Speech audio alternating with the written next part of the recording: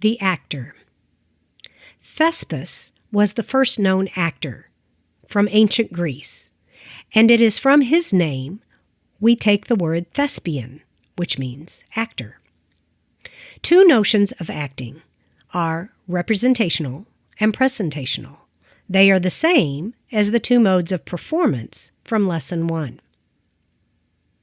Presentational or external acting is something the actor presents to the audience. The actor determines how the character will walk, talk, behave, and then he imitates this characterization.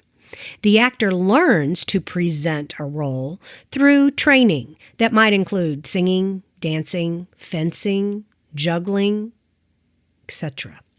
Representational acting is acting that emanates from inside the actor, such that the actor feels the role from the inside out, feeling the emotion of the character.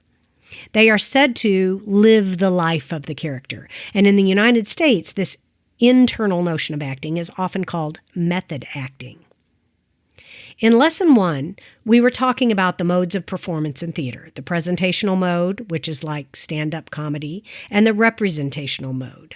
And we discussed the fact that theatrical performance is always both presentational and representational, in that we as an audience are always aware that we are watching actors perform characters.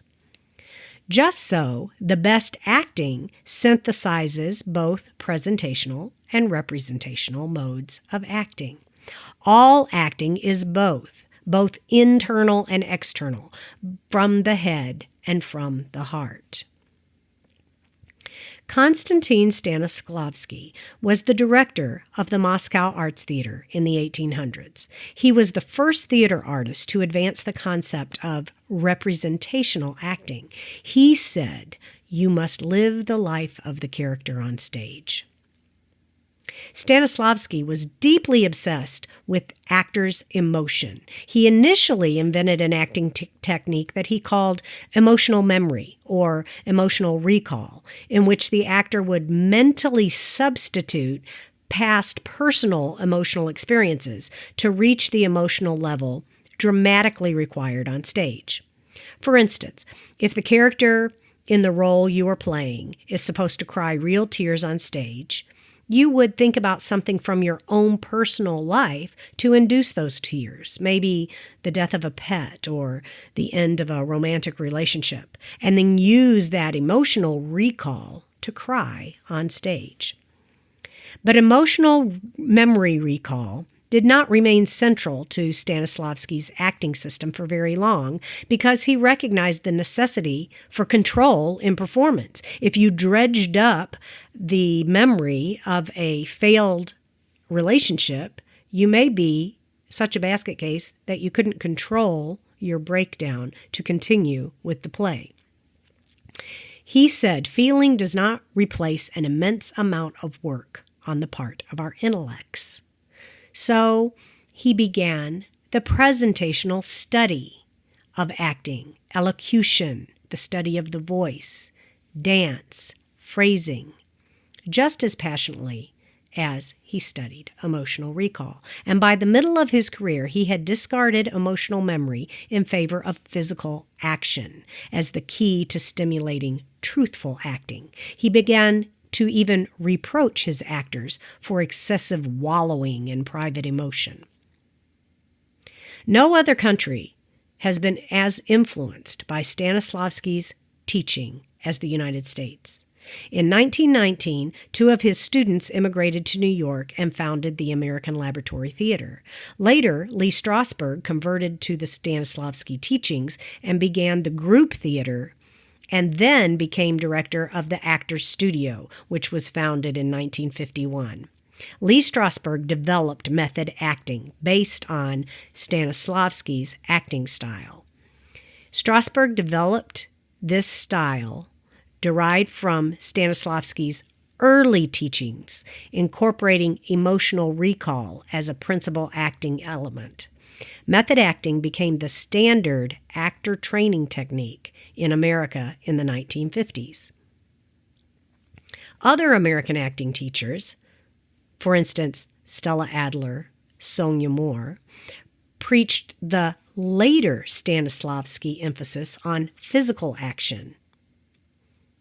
Today, the acting program at the Actors Studio and at most colleges and universities offer acting studies incorporating both presentational and representational techniques. Traditionally, the training of an actor has concentrated on dramatic technique. To hone this technique, an actor must train first his voice and then his body. These are the tools of the actor. Becoming an actor. An actor trains first his instrument, and then he approaches the method. The actor's instrument is his or her self. The training of this instrument is both psychological and physiological. Physiologically, the actor must train his voice, his speech, and his movement. Psychologically, the actor must develop and liberate his imagination, and then he must discipline himself in his art. The potential of the acting voice as an instrument of great theater is immense. Many of our modern actors, Patrick Stewart, James Earl Jones, Anthony Hopkins, Meryl Streep, Glenn Close, Maggie Smith, Judi Dench, are celebrated for their distinctive use of their voice. Secondly, in physicality, is movement. The beginning actor is often recognized by uncontrolled behaviors, fidgeting, shuffling, aimlessly moving about the stage. The actor's use of his or her body is the other element of fundamental technique. The best actors are strong and supple, capable of great physical self-mastery. Then comes psychological training, the freeing of the imagination, and along with that freeing, discipline. The successful actor must be able to imagine him or herself performing and often relishing the most unspeakable acts of his characters, who might be murderers, bigots, atheists, perverts, prudes, whatever.